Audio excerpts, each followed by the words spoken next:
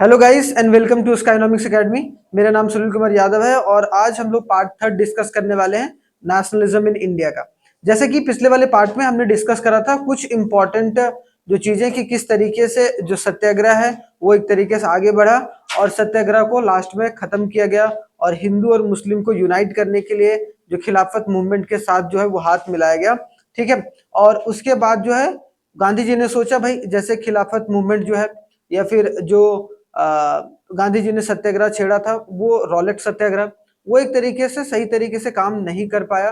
ठीक है, जलियांवाला बाग मैस्करे वगैरह के बाद। तो अब गांधी जी का ये सोचना था कि भाई अब हम क्या करें, बड़े या फिर लार्ज स्केल पर चीजों को लेकर चलें। मतलब क्या है, आपको अगर पता होगा तो 6 अप्रैल को हड़ताल पर बैठे थे कौन? गांधी जी, जिसको सिविल डिसोबीडियंस एक तरीके से बोला गया कि हम लोग ओबे नहीं करेंगे किनको, एक तरीके से ब्रिटिश के जितने भी पुलिस वगैरह है, आर्मी वगैरह है। तो वहां पर सिविल डिसोबीडियंस स्टार्ट किया गया था, मूवमेंट पूरे तरीके से नहीं, सिविल डिसोबीडियंस।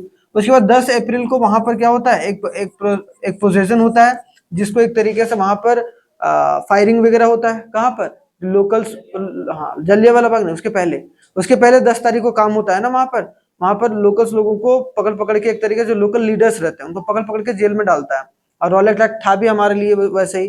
रॉलेट एक्ट में क्या था कि अगर कोई भी एक ग्रुप बनाकर अगर कोई भी डिस्कशन वगैरह करता हुआ देखने को अगर दिखेगा या प्रोटेस्ट करते हुए दिखेगा तो उसको 2 साल का जेल हो जाएगा बिना कोई इंक्वायरी नोटिस दिए हुए, मतलब बिना कुछ कहे पूछे उसको जेल में डाल देंगे। तो उसी के खिलाफ जो है वो 6 तारीख को हड़ताल पर, 10 तारीख को अप्रैल में अमृतसर में चीजें घटी। ठीक है, अमृतसर में। उसके बाद आपको देखने को मिलेगा 13 अप्रैल को क्या हुआ, जलियांवाला बाग। ये सब सारा किस दिन का घटना है भाई, मतलब किस ईयर का घटना है? 1919 को। ठीक है। अब उसके बाद लास्टली फिर उसके बाद क्या हुआ था भाई, उसके बाद जब ये सारी चीजें हो रही थी तो लोगों ने गवर्नमेंट के बहुत सारे पुलिस थाने या फिर गवर्नमेंट बिल्डिंगों को एक तरीके से वायलेंस पर उतर गए, जिसकी वजह से बहुत सारे एक तरीके से गवर्नमेंट बिल्डिंग को नुकसान पहुंचा। अब उसकी वजह से गांधी जी ने जो रॉलेट सत्याग्रह जो स्टार्ट करा था वो एक तरीके से खत्म कर दिया। और उन्होंने सोचा कि भाई अब जो है वो एक तरीके से हम लोग मास मूवमेंट करेंगे। क्या करेंगे? Mass movement. और मास मूवमेंट के लिए उन्होंने क्या बोला कि जो है हिंदू और मुस्लिम जो है वो साथ आएंगे, तभी एक तरीके से मास मूवमेंट क्रिएट हो पाएगा। और उस मास मूवमेंट में हिंदू क्या चाह रहे थे भाई? स्वराज चाह रहे थे, हाँ या ना, कि भाई हमें एक तरीके से अपना राज चाहिए। और मुसलमान किसके खिलाफ लड़ रहे थे भाई?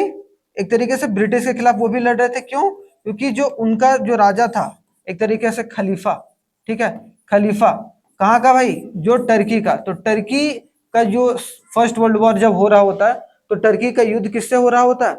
ब्रिटेन से। तो ब्रिटेन जो है वो एक तरीके से हरा देता है टर्की को। अब टर्की का राजा खलीफा, और खलीफा एक मुस्लिम का, मतलब मुस्लिम लोगों में बहुत प्रसिद्ध है और उनको अपना सब धर्मगुरु मानते थे। तो जिनकी वजह से मोहम्मद अली और शौकत अली ने कौन सा मूवमेंट स्टार्ट करा था? खिलाफत मूवमेंट।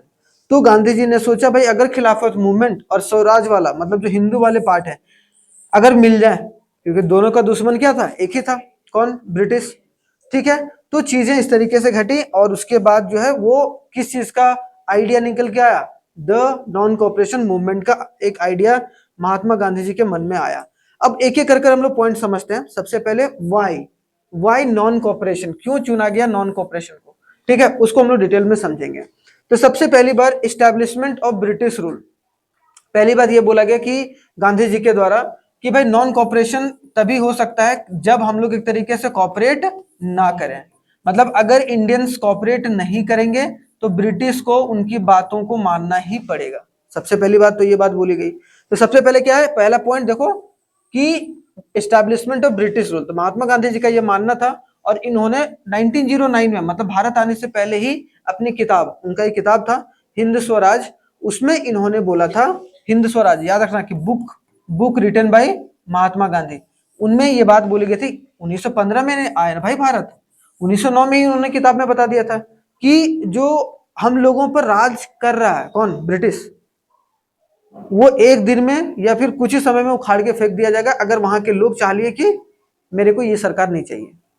मतलब लोग चाह रहे हैं, मतलब क्या, that British rule in India was established and survived due to the cooperation of Indians. Indian cooperate कर रहे हैं, इसी वजह से ब्रिटिश टिका हुआ है। नहीं तो अगर जिस दिन इंडियंस कॉपरेट करना छोड़ देंगे, मतलब उनकी हर एक बातों को मानना छोड़ देंगे, उस दिन क्या होगा, ब्रिटिश को यहां से जाना पड़ेगा। पहली बात तो ये बात बोली गई भाई। अब क्योंकि भाई इतना बड़ा मास मूवमेंट बनाना था तो एक माहौल तैयार करना जरूरी है ना। नहीं तो जब तक माहौल तैयार करना, अगर माहौल तैयार नहीं करेंगे तो एक तरीके से दिक्कत परेशानी हो सकता है। तो ये माहौल तैयार करने के बारे में बात किया गया, बोला गया भाई कॉपरेट नहीं करेंगे। फिर उनका ये भी बिलीव था that Indians refuse to cooperate if, क्या बोला गया, अगर इंडियंस रिफ्यूज कर देते हैं कॉपरेट करना साथ में क्या ब्रिटिश के रूल्स को, कि जो भी ब्रिटिश रूल्स ला रहे हैं, ठीक है, जो भी ब्रिटिश का रूल्स एंड रेगुलेशन है, जो ब्रिटिश रूल्स एंड रेगुलेशन है, अगर उसको मानने से वो मना कर देते हैं तो विद इन अ ईयर, 1 साल के अंदर ही हमें क्या मिल जाएगा, स्वराज। हमें क्या मिलेगा, स्वराज। स्वराज का मतलब क्या होता है, सेल्फ रूल। क्या होता है, सेल्फ रूल का मतलब भाई हम लोगों का राज हम लोगों के जमीन पर होगा। समझ में आया पहला पॉइंट। इसी तरीके से एनसीईआरटी में लिखा हुआ भाई वाई कॉपरेशन नॉन कॉपरेशन, पहला है एस्टेब्लिशमेंट ऑफ ब्रिटिश रूल। दूसरा पॉइंट देखो अब क्या, गांधी जी का प्रपोजल क्या था। अब गांधी जी ने बोल तो दिया भाई, है ना, कि रॉलेट सत्याग्रह के बाद कि हम मास मूवमेंट करेंगे, हिंदू मुस्लिम साथ आएंगे। तो गांधी जी का प्लान आखिरकार क्या था, तो गांधी जी ने प्रपोज करा, क्या करा, एक प्रपोजल तैयार करा कि भाई किस तरीके से हम लोग नॉन कॉपरेशन मूवमेंट को चलाने वाले हैं। तो Gandhi ji suggested stage approach of the, कुछ अप्रोच। पहला इन्होंने बोला कि भाई सरेंडर कर दो गवर्नमेंट अवार्ड, कि जितना भी सरकारी आपको अवार्ड मिला हुआ है वो सब सारी चीज क्या करो, दे दो, नहीं चाहिए मुझे सरकारी, ठीक है, सरकारी कोई भी टाइटल नहीं चाहिए, कोई अवार्डेड टाइटल जो भी एक तरीके से आपको मान लो कि दिया गया है कि पुलिस में सबसे बड़ा टाइटल दिया गया, या फिर आर्मी का बहुत बड़ा टाइटल दिया गया, या कोई प्रोफेसर का टाइटल दिया गया, या लॉयर का, मतलब लॉयर के कैटेगरी में आपको बहुत बड़ा टाइटल दिया गया, तो वो टाइटल क्या करो, खत्म कर दो, मतलब वापस करना शुरू कर दो। बाइकॉट सिविल सर्विसेज की, जो भी आईएएस आईपीएस है ना, सिविल सर्विसेज उस वक्त तक स्टार्ट हो चुका था हमारे देश में। हाँ हाँ, उस वक्त तक 1919 आसपास में हमारे देश में इंडियन गवर्नमेंट भी साथ में साथ चल रही थी, और लेजिस्लेटिव काउंसिल के इलेक्शन भी हो रहे थे वहां पर, मतलब सारी चीजें थी, गवर्नमेंट स्कूल्स भी थे, ठीक है। तो सर उन्होंने क्या बोला, एक तो पहले भाई गवर्नमेंट जो टाइटल्स है उनको क्या करो, वापस देना शुरू करो, बाइकआउट करो कि कोई भी आईएएस आईपीएस ऑफिसर जो इंडियन है वो हम लोग पोस्ट पर नहीं जाएंगे। तीसरा बात, जो भी आर्मी थे और जो भी पुलिस थे और जो कोर्ट्स में जितने भी लॉयर हो, लेजिस्लेटिव काउंसिल जो इलेक्शन लड़वाना चाह रहा है, ब्रिटिश जो भी जिस तरीके से पूरा पार्लियामेंट चलाना चाह रहा है, वो चीज क्या करो, बाइकआउट कर दो। लेकिन आगे चलकर भी देखेंगे कि सारी चीजें तो कांग्रेस मान जाती है, बस ये लेजिस्लेटिव काउंसिल नहीं, भाई इलेक्शन होना चाहिए, कांग्रेस बोलती है, लेकिन बाद में कांग्रेस भी मान जाती है कि नॉन कॉपरेशन मूवमेंट, ठीक है, के लिए। तो ये सब बोला गया भाई स्कूल्स में जो भी बच्चे जा रहे हैं बंद कर दो, स्कूल मत जाओ, फॉरेन गुड्स जो विदेशी सामान है उसको यूज करना बंद कर दो। ये महात्मा गांधी ने पहली बात बोली। दूसरी बात बोली कि भाई launch a full civil disobedience, जैसे वहां भी 6 अप्रैल को हड़ताल कर सिविल डिसओबीडियंस एक तरीके से मूवमेंट चलाया गया था छोटे लेवल पर, खास करके रॉलेट एक्ट के खिलाफ। सेम उसी तरीके से यहाँ पर भी बोला क्या कि भाई हम लोग क्या करेंगे, एक सिविल डिसओबीडियंस कैंपेन चलाएंगे if the government used repression, मतलब क्या, अगर ब्रिटिश सरकार हम लोगों पर दबाव बनाएगी तो हम लोग उस दबाव से पीछे नहीं हटेंगे और हमें जो भी कदम उठाना पड़ेगा वो हम लोग उठाएंगे। ये बात बोला, ठीक है, महात्मा गांधी जी ने। थ्रू आउट द समर, अब पूरे समर में 1920 में, ये 1919 से शुरुआत हो गया था सारी चीजें, तो 1920 आते आते गांधी जी एंड शौकत अली, मोहम्मद अली नहीं, शौकत अली, मोहम्मद अली और शौकत अली दोनों मिलकर खिलाफत मूवमेंट के लीडर थे भाई, वो दोनों खिलाफत मूवमेंट को आगे ले जा रहे थे। लेकिन गांधी जी ने ये सोचा कि भाई एक जगह तो, जैसे मान लो कि चंपारण कर दिए, खेड़ा कर दिए, उसके बाद आपको अहमदाबाद कर दिए, तो छोटे छोटे से कुछ नहीं होगा, हम लोग क्या करेंगे, देश के हर एक कोने में जाएंगे, अलग अलग कोने में जाएंगे और सबसे मिलेंगे और सबको मनाएंगे कि आप लोग अपने स्तर पर अपनी कैंपेन शुरू करो, ठीक है। इसीलिए समर मतलब गर्मियों के समय में 1920 में गांधी जी और Shaukat Ali travelled extensively to mobilise support for the movement, कि भाई जो नॉन कोऑपरेशन मूवमेंट हम लोग लाने वाले हैं या जो चालू करने वाले हैं उसमें आप लोगों की सहायता चाहिए। तो बोलो देश पूरा घूमने लगे, कौन कौन, शौकत अली और महात्मा गांधी जी, ठीक है। अभी तक देखो खिलाफत मूवमेंट वाले लोग थे वो एक तरीके से आ चुके थे, इसका सही एग्जांपल क्या है कि वो दोनों साथ में घूम रहे, खिलाफत और गांधी जी जो खिलाफत मूवमेंट वाले जो लोग थे कि मुसलमान, वो एक तरीके से क्या थे, साथ में आ चुके थे, लेकिन कांग्रेस अभी भी नाराज थी, अभी आगे देखेंगे। तो दूसरा पॉइंट समझ में आया कि गांधी जी का प्रपोजल कैसे हुआ, ठीक है, क्या क्या गांधी जी ने बोला और किस तरीके से गांधी जी ने स्टार्ट करा नॉन कॉपरेशन मूवमेंट। क्लियर, आगे आते हैं next. Next point, concern and opposition with in the Congress. Congress party क्या बोल रही थी कि गांधी जी का बात सारा बात ठीक है, लेकिन भाई ये इलेक्शन जो है, लेजिस्लेटिव काउंसिल का जो इलेक्शन है, जो स्टेट का इलेक्शन है, वो एक तरीके से क्या होना चाहिए, वो होना चाहिए। वो मत बोलो कि बाइकआउट करने के लिए, क्योंकि भाई कांग्रेस अपनी पार्टी को मजबूत कर रही थी, तो इलेक्शन लड़ कर की वो सोच रही थी कि पॉलिटिकली अगर लड़के हमारी सरकार के अगर सरकार बनी और उसमें से हमारे भी बहुत सारे लोग जाएंगे तो हो सकता है कि और भी इंप्रूवमेंट देखने को मिलेगी, ठीक है। तो यहाँ पर मेनी कांग्रेस मेंबर्स, बहुत सारे मेंबर कांग्रेस के मेंबर जो थे, were concern about the proposal, जो भी प्रपोजल उन्होंने दिया था कि भाई ये चीज हम लोग बाइकआउट करेंगे, उस पर थोड़ा सा डर लग रहा था, और उनको ये भी डर था कि वायलेंस जो है वो एक तरीके से बढ़ सकता है। गांधी जी का मानना था नॉन वायलेंस, कि अगर भाई इस तरीके से बाइकआउट करेंगे तो पुलिस लोग लाठीचार्ज करेगा, बहुत सारी चीजें होंगी, तो हमारे लोग भी रिटेलिएट करेंगे, जिसकी वजह से वायलेंस की स्थिति बन सकती है। तो यहां तक तो ये क्या चाह रहे थे कि and being reluctant to boycott the council election, वो क्या बोल रहे थे, नहीं भाई कि हम काउंसिल इलेक्शन एक तरीके से बाइकआउट नहीं कर सकते, और जब होना है नवंबर 2020 में होना था, कि वो वहीं पर हो उसी समय, नवंबर 1920, 2000 नहीं, 1920 में, ठीक है।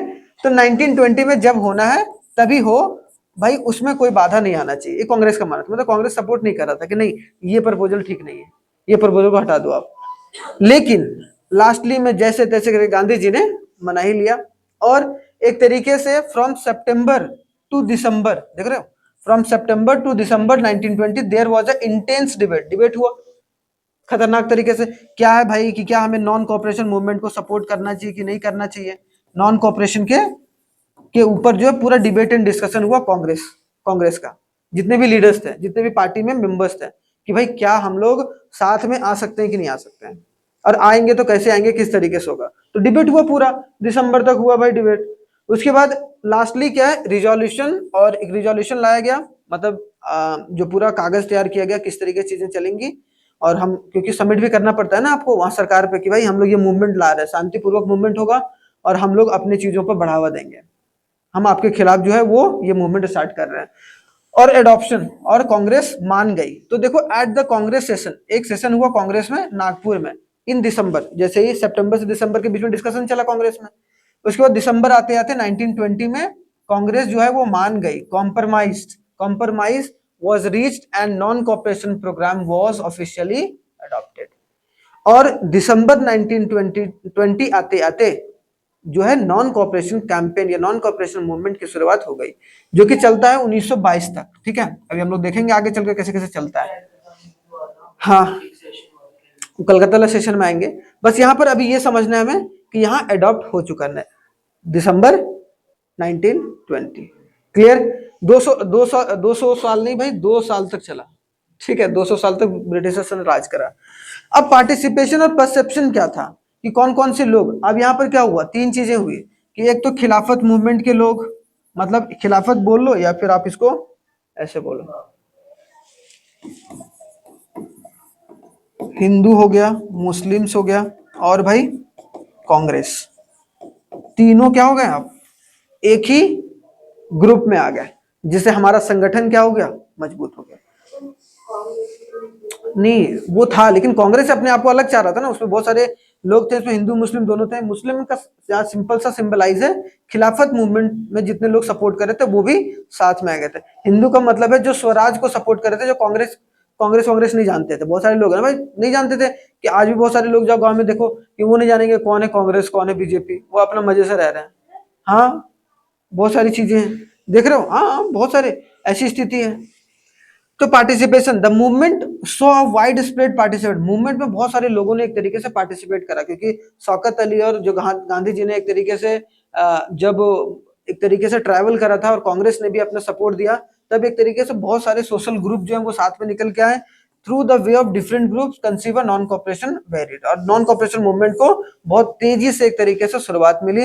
And Gandhi ji approach aim to unite the diverse segment of Indian society in a struggle for independence, और गांधी जी ने भी बहुत सारी मेहनत करी जिससे बहुत सारे जो अलग अलग लोगों सोच के लोगों को एक साथ लाया ताकि वो एक साथ ही हमारे देश की आजादी के लिए लड़ पाए।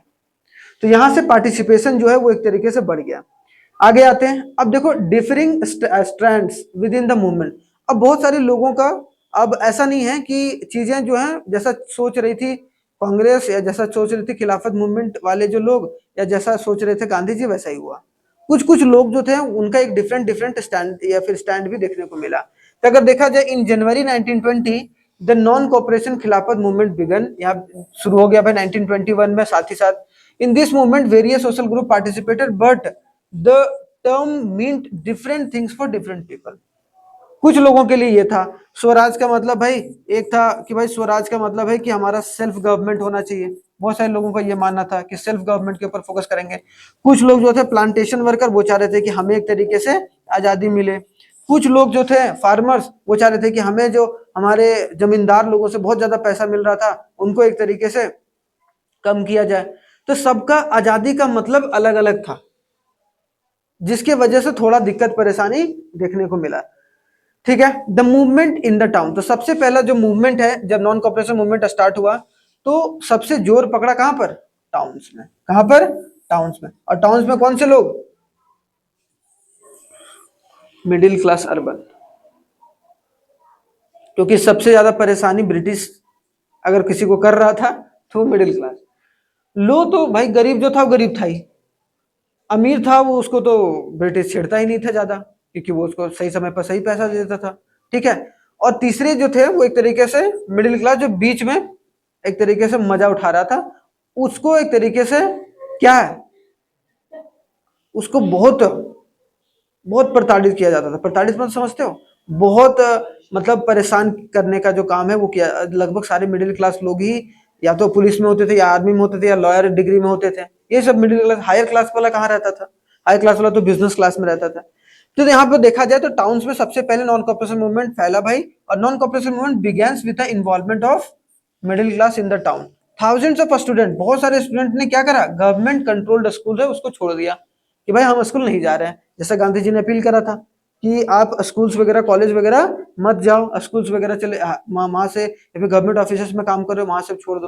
तो टाउन्स में बहुत सारे स्कूल्स थे, गवर्नमेंट स्कूल्स जो ब्रिटिश कंट्रोल करके चलती थी, वो एक तरीके से या फिर कॉलेज में, वहां से बहुत सारे लोगों ने स्कूल जाना छोड़ दिया और प्रोटेस्ट में भाग लेना शुरू कर दिया। मतलब नॉन कॉर्पोरेशन मूवमेंट में साथ आ गए। साथ ही साथ वहां के जो हेडमास्टर हुआ करते थे या टीचर्स, उन्होंने क्या कर दिया, रिजाइन दे दिया। तो इसकी वजह से क्या हुआ कि सारे ग्रुप के लोग, खास करके मिडिल क्लास जो थे, वो एक साथ इकट्ठा होना शुरू हो गए। ठीक है, और लॉयर्स जो है also gave up their legal practice. Lawyers जो थे उन्होंने भी अपनी लीगल प्रैक्टिस छोड़ दी, कोर्ट छोड़कर मूवमेंट का साथ देने लगे कि भाई सरकारी कोई काम नहीं करेंगे हम। ठीक है, काउंसिल इलेक्शन, जैसा जो कांग्रेस अड़ी हुई थी कि काउंसिल का इलेक्शन होनी चाहिए, स्टेट का इलेक्शन, वेयर बाइकॉटेड, उसे भी बाइकॉट कर दिया गया इन मोस्ट प्रोविंस। प्रोविंस आज उस वक्त प्रोविंस बोलते थे, आज इसी को हम लोग क्या बोलते हैं, स्टेट्स बोलते हैं। ठीक है, प्रोविंसेस। पहले ना जैसे उत्तराखंड स्टेट बोलते हैं हम लोग, उस वक्त बोलते थे उत्तराखंड, उस वक्त उत्तराखंड नहीं हुआ करता था। जैसे मान लो कि यूनाइटेड प्रोविंस, जैसे यूपी था ना, पहले उसको यूनाइटेड प्रोविंस बोलते थे। तो मतलब यूपी स्टेट नहीं बोलते थे हम लोग, प्रोविंस बोलते थे। तो सारे जितने भी स्टेट में इलेक्शन होने वाले थे उसको क्या कर दिया, खत्म कर दिया गया, बाइकआउट कर दिया गया, नहीं इलेक्शन नहीं लड़ेंगे। Except Madras where the Justice Party, एक जगह बाइकआउट नहीं किया गया, कहां पर, मद्रास में। यहां से क्वेश्चन आ सकता है मद्रास में क्यों, वही तो बता रहा हूं, क्योंकि वहां एक पार्टी थी जस्टिस पार्टी, कांग्रेस पार्टी है ना, उसी तरीके से एक जस्टिस पार्टी थी जिसने देखा कि भाई ये सही मौका है यहाँ अपनी पावर को बढ़ाने का।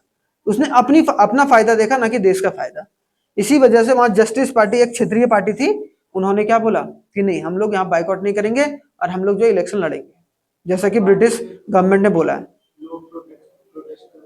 कर सकते थे लेकिन उन्होंने नहीं किया, क्योंकि पावर एक अगर उस तरीके से डिस्ट्रीब्यूट होता तो अपने लोग शामिल हो जाते ना, फिर अपने तरीके से इन्फ्लुएंस कर देते लोगों को। ठीक है, तो ये चीजें हुई movement of towns. Movement of towns ये हुआ। फिर आगे देखो इकोनॉमिक इफेक्ट क्या क्या हुआ, नॉन कॉर्पोरेशन मूवमेंट जो स्टार्ट हुआ उसकी वजह से क्या क्या घाटा सहना पड़ा, किसको, ब्रिटिश को। बोला गया फॉरेन गुड्स, जैसा कि गांधी जी ने भी बोला था कि भाई विदेशी जितने भी गुड्स हैं उसको क्या करो, बाइकआउट करो। And foreign clothes was burned in a large bonfire, मतलब जो बड़े बड़े आग लगा के एक तरीके से फॉरेन गुड्स को आग लगाया जाने लगा। कौन? खादी। गांधी जी ने बोला कि हाँ ये चीज दिक्कत होता था कि खादी जब महंगा होने लगा तो लोग फिर से जाके वही क्लोथ आने लगे, जिसकी वजह से नॉन कॉपरेशन मूवमेंट ढीला पड़ गया था थोड़ा सा। ठीक है, आगे देखते हैं क्या है। The import of foreign clothes half, और जो इंपोर्ट, जो ब्रिटिश सरकार इंपोर्ट करती थी वो जो है, इंपोर्ट का मतलब क्या, बाहर से जो गुड्स लाती थी और इंडियंस लोगों को देती थी, वो एक तरीके से क्या हो गया, आधा हो गया। मतलब फ्रॉम 102 करोड़, पहले 102 करोड़ का आता था भाई, और अब कितना का हो गया, 57 करोड़, क्योंकि लोग उसको यूज ही नहीं कर रहे हैं। तो ब्रिटिश जो मंगा के अपना उसको गोडाउन में तो रखेगी नहीं, दूसरी जगह सप्लाई करेगी उसको, जिसके वजह से 1920 देख लो एक साल में आधा हो गया कौन सा, फॉरेन गुड्स का इंपोर्ट, क्लोथ का। मेनी मर्चेंट्स, बहुत सारे जो व्यापारी थे या बहुत सारे जो ट्रेडर्स थे, उन्होंने रिफ्यूज कर दिया डील फॉरेन गुड्स से। बहुत सारे ऐसे व्यापारी थे ना जो इंडियन व्यापारी थे, उन्होंने बोला नहीं भाई हम फॉरेन गुड्स नहीं लेंगे, ना बेचेंगे, और नहीं हम उनको पैसा देंगे। पैसा देने से मना कर दिया, कोई बिजनेस करने से मना कर दिया फॉरेन, मतलब ब्रिटिश के जितने भी लोग थे उनके साथ, कि भाई उनके साथ कोई डील नहीं करेंगे, हम दूसरे दूसरे देश के साथ डील करेंगे। ठीक है, तो ये भी बात याद रखना है। The production of Indian textile mills and handloom increased as the people started wearing only the Indian cloth. और हमारे इंडियन जो क्लोथ है, मतलब इंडियन हैंडीक्राफ्ट जो है, वो एक तरीके से बहुत तेजी से बढ़ने लगा, और जिसके वजह से जो है वो हम लोग खादी या अपने स्वदेशी कपड़ों को पहनने जो है वो शुरू कर दिए। और इसका एक ड्रॉबैक ये था कि वो बहुत महंगा हुआ करता था, तो आगे चलकर इसका असर जो है नॉन कॉपरेशन मूवमेंट के ऊपर भी पड़ता है। हाँ बताइए। हाँ, जो बिजनेस क्लास वाले भी आ गए धीरे धीरे, जब बाइकआउट करने के बारे में बात है, वो अपने स्तर पर कर रहे थे, लेकिन उनका बिजनेस पे ज्यादा असर नहीं पड़ रहा था, लेकिन एक तरीके से जो फॉरेन से जो भी डील था उनको कैंसिल आउट करने लगा, ताकि ये ना हो कि जो लोग हैं वो उसकी बिजनेस को जलाना शुरू कर दे, उनको ये डर था। ठीक है, ये बात है। आगे देखो चैलेंजेस क्या था और slow down. Non cooperation movement जो है जब इतना तेजी पकड़ लिया, नॉन कॉपरेशन मूवमेंट जब इतनी तेजी से बढ़ने लगा, तो आखिरकार स्लो डाउन कैसे हुआ। ठीक है, इसे क्या रीजन थे कि हम नॉन कॉपरेशन मूवमेंट जो है वो एक तरीके से स्लो डाउन हुआ। ठीक है, non cooperation movement slow down. पहला, नॉन कॉपरेशन मूवमेंट फेस्ड बहुत सारे चैलेंजेस थे, several challenges which eventually cause the slow down, जिसके वजह से जो है नॉन कॉपरेशन मूवमेंट थोड़ा सा स्लो डाउन हो गया। जिस रफ्तार से तेजी पकड़ रहा था, अगर उस रफ्तार से पकड़ते तो हम लोग 1924, 25, 26 में ही आजाद हो जाते हैं, 20 साल पहले। जो 1947 में हुआ ना भाई, 1947 में, हम लोग 1927, 28 में एक तरीके से आजाद हो जाते हैं। ठीक है, लेकिन वो धीरे धीरे क्या होने लगा, स्लो डाउन। कैसे वो, क्यों वो भाई, क्यों? क्योंकि पहला क्या, khadi cloth was more expensive. अब समझो कि मान लो कि 5 रुपया का अगर उसका वाला गुड्स आ रहा था, कौन, फॉरेन गुड्स, तो ये वाला भाई 10 रुपया पड़ रहा था, मतलब ज्यादा पैसे देने को मिल रहे थे।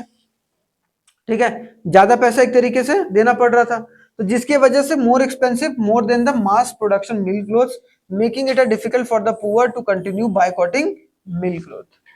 तो उसके वजह से उनको बहुत दिक्कत परेशानी होने लगा कि भाई वो तो सस्ता आता था, उससे कम से कम तो कपड़ा वपड़ा पहन लेते थे आराम से मजे से, लेकिन इसमें तो हमें भारी पड़ रहा है हमारा, क्योंकि एक तरीके से इनकम भी तो नहीं था लोगों के पास उस वक्त उतना।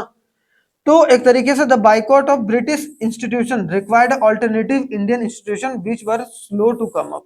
ठीक है, आप सोचो, अब जितने भी टीचर्स छोड़े थे, जितने भी लॉयर्स छोड़े थे, अब उनको दूसरा जगह तो काम करने का जगह तो चाहिए था, लेकिन वो जगह तो मिला नहीं, क्योंकि इंडियन का या अपना कोई हमारा ऐसा इंस्टीट्यूशन नहीं था जिसमें जाकर टीचर्स पढ़ा पाए। तो टीचर्स भी उनके पास पैसों की तंगी आ गई भाई एक आध साल में, तो वो भी दोबारा क्या होने लगे, स्कूल ज्वाइन करने लगे, हेडमास्टर भी ज्वाइन करने लगे, लॉयर भी कोर्ट ज्वाइन करने लगे, जिसकी वजह पुलिस वगैरह भी बहुत सारे लोग थे, उन्होंने फिर से, क्योंकि पैसे, भाई लोगों का आर्थिक मजबूरी था ना, लोग आर्थिक का मतलब इकोनॉमिक प्रॉब्लम्स आ गए थे, लोगों का पैसा नहीं था, तो वो फिर से एक तरीके से वहीं मूव करने लगे।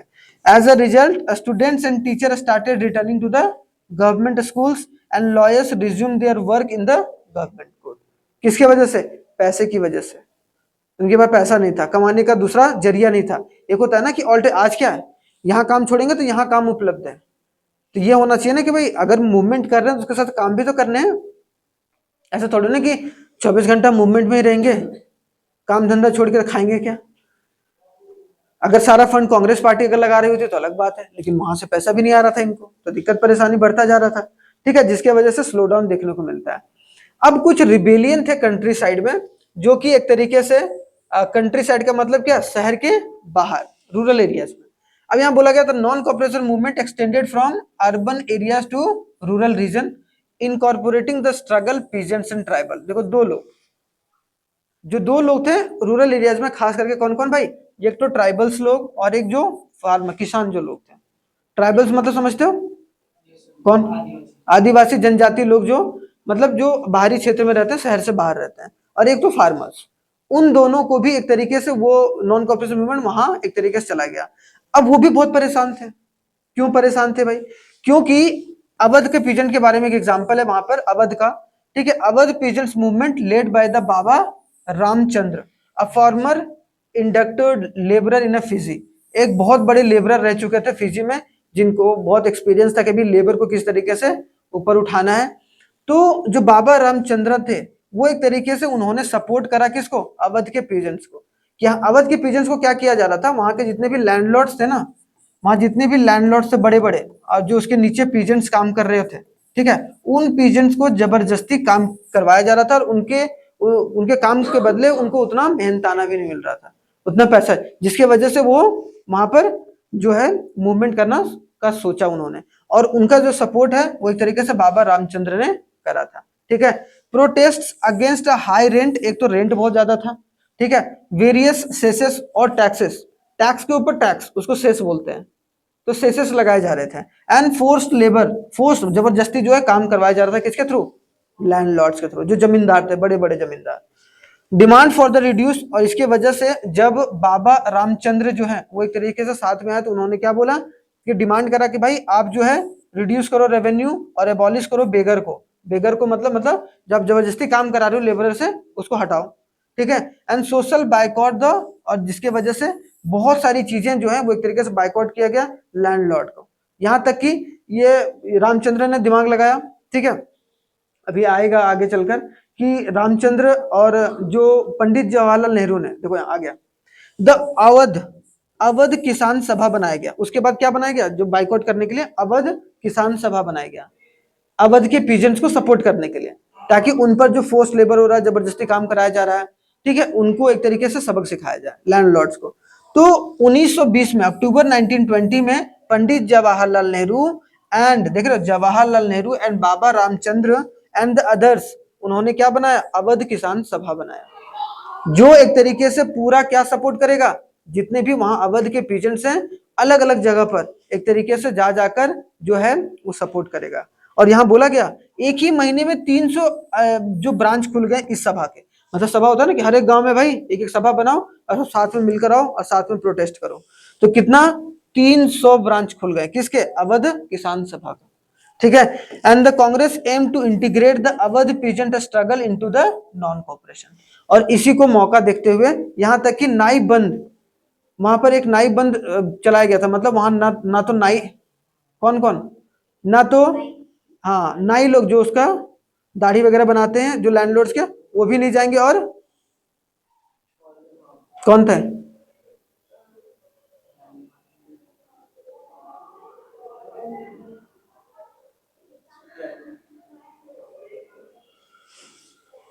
जो उनके घरों है, क्या क्या, जो भी लैंडलॉर्ड्स के जो बेसिक चीजें थी, उनके काम को करने वाले लोगों को क्या कर दिया गया, बोला गया कि भाई आप लोग एक तरीके से नहीं जाओ, बाल काटने वाले, दाढ़ी काटने वाले, ठीक है, जो घर में कुछ झाड़ू पोछा करने जा रहे हैं, उनको सबको एक तरीके से बंद कर दिया। कौन बंद कर दिया गया, ये सभा ने बंद करवा दिया, जिसके वजह से लैंडलॉर्ड को एक तरीके से दिक्कत परेशानी होने लगा। और कांग्रेस ने इसका फायदा क्या उठाया, जितने भी सभाएं बनी थी उसको नॉन कॉपरेशन मूवमेंट में साथ में लेकर आओ। तो अर्बन के लोग थे ही पहले, कुछ स्लो डाउन हुआ था, अब एक तरीके से फिर रूरल एरियाज के लोग हैं साथ में आ गए।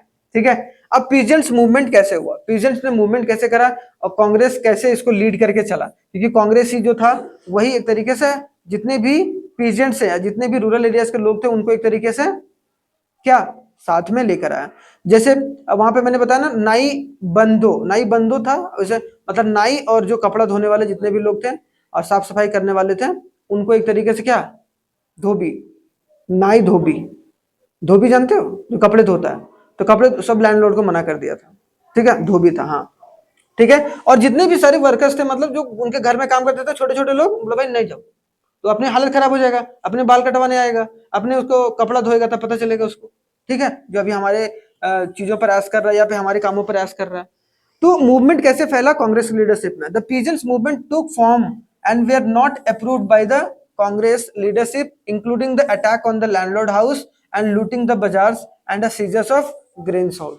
अब उसमें दिक्कत क्या हुआ, जब ये सब कांग्रेस ने सोचा कि इन सबको साथ में लाएंगे, तो वहां के जो छोटे छोटे थोड़े बहुत किसान जो थे, जिन्होंने बोला कि भाई नाई के लोग नहीं जाएंगे, धोबी नहीं जाएगा, जो साफ सफाई करने वाले वो नहीं जाएंगे, तो उन्होंने क्या करा, बाजार को लूटना शुरू कर दिया, ठीक है, थोड़ा सा कांग्रेस ने सपोर्ट करा, तो लैंडलॉर्ड के हाउस को अटैक किया, जलाना शुरू कर दिया, और एक तरीके से ग्रेन्स ग्रेन्स मतलब जो अनाज थे, वहां उनको एक तरीके से लूट के अपने घर जो है लाने लगे, लैंडलॉर्ड्स के, जिनकी वजह से थोड़ा सा लगा कि भाई ये वायलेंस हो रहा है, ये गड़बड़ हो रहा है, ये दिक्कत परेशानी हो जाएगा, ठीक है।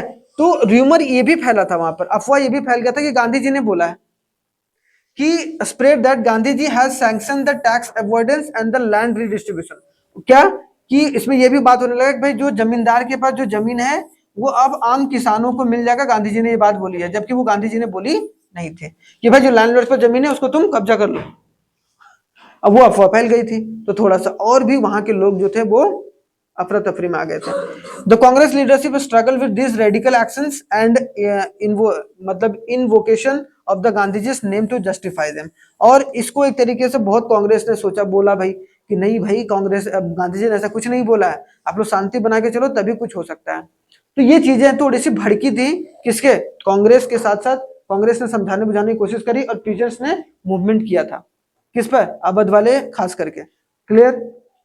उसके बाद देखो tribal peasants and Swaraj interpretation. Tribals अभी हमने देखा, रूरल एरियाज में कितने, 2 लोग, अर्बन एरियाज में कौन थे, मिडिल क्लास। यहाँ पर कौन है आपको, ट्राइबल पीपल, ट्राइबल पीजेंट्स और पीजेंट्स। तो हमने पीजेंट्स तो पढ़ लिया, पीजेंट्स ने किस तरीके से करा। अब यहाँ पर tribal peasants and the swaraj interpretation. तो द गॉर्डन हिल्स, देखो the Gordon hills of Andhra Pradesh, guerrilla movement, कौन सा मूवमेंट चालू होता है वहां पर, guerrilla movement, emerged in the early 1920s, 1920s में स्टार्ट हुआ था, which was not aligned with a Congress non-violent approach, जो कि अलाइन नहीं था नॉन वायलेंस, वो भी एक तरीके से वायलेंस पर एक तरीके से अटैक कर रहे थे, मतलब वायलेंस कर रहे थे। उन्होंने क्या किया था, colonial government restricted access to the forest resource affecting livelihood and traditional rights. क्या किया था, मतलब ब्रिटिश गवर्नमेंट ने, उन्होंने क्यों किया था ये गुरिल्ला मूवमेंट, क्योंकि ब्रिटिश गवर्नमेंट ने क्या कर दिया कि भाई फॉरेस्ट के जो, अब बोलो जंगल में रहने वाले लोग, ट्राइबल्स लोग कहाँ रहते हैं, जंगल में ही रहते हैं लगभग समय, तो जंगल के रिसोर्स को आप नहीं ले जा सकते हैं, आप वहां के लकड़ी नहीं काट सकते हैं, जो ट्रेडिशनल राइट्स हैं वो भी एक तरीके से छीन लिए गए थे, जिसके वजह से वो लोग मूवमेंट पे उतारू हो गए थे। हिल्स पीपल, जितने भी हिल पीपल, मतलब गॉडेम जो हिल्स थे, गुडेम हिल बोलते हैं इसको, आंध्र प्रदेश में है, वो एक तरीके से revolted against the force labour, और जबरदस्ती काम भी कराया जा रहा था फॉर रोड बिल्डिंग। वहां पर ब्रिटिश सरकार क्या कर रही थी, रोड बना रही थी अपने रहने के लिए, अपनी लकड़ी उकड़ी काट के ले जाने के लिए, मतलब प्रॉपर व्यवस्था बना रही थी, उनसे जबरदस्ती काम कराया जा रहा था, जिसके खिलाफ जो है गुरिल्ला मूवमेंट चालू किया गया था। 2 मूवमेंट याद रखना है, पीजेंट्स ने अवध, और यहाँ पर अवध मूवमेंट चालू किया गया था, और यहाँ पर गुरिल्ला मूवमेंट जो कि ट्राइबल पीजेंट्स ने स्टार्ट करा था। देख रहे हो, यहाँ तक क्लियर हो गया। फिर यहाँ पर Alluri Sitaraman Raju emerge as a leader, जैसे वहां पर कौन थे भाई, जवाहरलाल नेहरू और बाबा रामचंद्र। सेम उसी तरीके से यहाँ पर Alluri Sitarama Raju emerge as a leader and claiming a special power and invoking Gandhiji's influence to encourage the khadi wear and absentees from the alcohol. मतलब क्या बोला, अल्कोहल वगैरह छोड़ो भाई, विदेशी दारू छोड़ो, और एक तरीके से खादी वगैरह जो है पहनना शुरू करो, मतलब वो एक तरीके से इन्फ्लुएंस कर रहे थे लोगों को। लास्ट स्लाइड, ठीक है, इसको देखते हैं। तो राजू जो है advocated for the use of force rather than the non violence to achieve independence. उन्होंने क्या उनका क्या मानना था भाई, Raju advocated for the use of force, बोला कि भाई हम जो नॉन वायलेंस तरीके से नहीं चलेंगे, वायलेंस करेंगे, अगर वो भी हमें करेंगे, अगर वो भी हमें मारेंगे पीटेंगे तो हम भी एक तरीके से मारेंगे पीटेंगे, और इस तरीके से हम अपनी आजादी प्राप्त करेंगे। गांधी जी के जस्ट उल्टा था। His movement included attack on the police station and British officials. तो उनका जो मूवमेंट जो था वो एक तरीके से किसको अटैक कर रहा था, जाके पुलिस को, जो गवर्नमेंट ऑफिसर्स है उनको, जिसके वजह से, और लेकिन इंकरेज किया जा रहा था wearing khadi and giving up the drinking, कि भाई शराब वगैरह छोड़ दो और खादी वगैरह कपड़ा पहनने लगो। But advocate the use of, लेकिन उन्होंने एक बात बोली थी, किसने, राजू जी ने क्या बोला था कि भाई खादी पहनो, अल्कोहल छोड़ दो, ब्रिटिश सामान को छोड़ दो, लेकिन अगर वो मारने आए तो हम भी लातम जूता चलाएंगे, ठीक है, और इससे स्वराज पाएंगे, ठीक है। Guerrilla warfare against British officials and police station achieve the independence. और यहाँ पे बोला गया Raju captured and executed in 1924 and becoming a folk hero. और वो वहां के लोकल हीरो एक तरीके से बन गए थे। और राजू को कैप्चर्ड एंड एग्जीक्यूटेड इसने बहुत अच्छे तरीके से करा था, और उसको कैप्चर भी कर लिया गया था 1924 में। तो एक तरीके ज्यादा दिन नहीं चला, लेकिन वहां लोकल हीरो एक तरीके से निकल कर आते हैं, आज भी उनको बहुत याद किया जाता है, ठीक है। तो हमने नॉन कॉपरेशन मूवमेंट का जो ये भी देख लिया कि अर्बन एरियाज में किस तरीके से स्टार्ट हुआ और रूरल एरियाज में किस तरीके से स्टार्ट हुआ। रूरल एरियाज में दो लोग थे भाई, यहाँ तो मिडिल क्लास लोग थे, और जितने भी स्कूल के टीचर्स वगैरह जो थे और स्कूल के हेडमास्टर्स थे, और कौन थे, एडवोकेट्स, वो सब सारे लोग आए। फिर बाद में अलग बात है, स्लो डाउन हो गया, लेकिन वहां स्लो डाउन हुआ तो यहाँ पर तेजी पकड़ लिया था भाई, जो पीजेंट्स थे और ट्राइबल्स, पीजेंट्स और ट्राइबल्स, ये दोनों बात जरूर याद रखना है जो कि इंपॉर्टेंट है, ठीक है। चलिए कल पढ़ेंगे आगे थोड़ा सा नेक्स्ट पार्ट, तब तक के लिए धन्यवाद, मिलते हैं नेक्स्ट क्लास में।